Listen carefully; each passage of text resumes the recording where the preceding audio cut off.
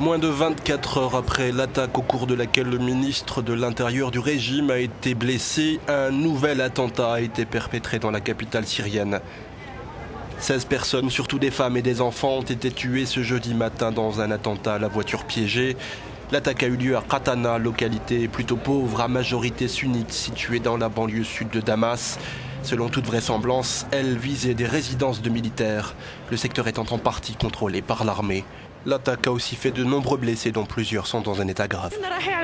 On était en train d'aller à l'école quand l'explosion a eu lieu. J'ai vu des gens projetés dans les airs. Je ne sais pas ce qui arrive à mes parents. Ils sont peut-être morts. Un déferlement de violence en plein cœur de la capitale qui pourrait signer une percée des rebelles après 21 mois d'un conflit qui a fait plus de 42 000 morts. Cette avancée de l'ASL est en tout cas perçue par la Russie comme une véritable perte de contrôle du régime syrien, selon les termes du vice-ministre des Affaires étrangères russe. Mikhail Bogdanov estime d'ailleurs qu'une victoire de l'opposition n'est désormais plus à exclure.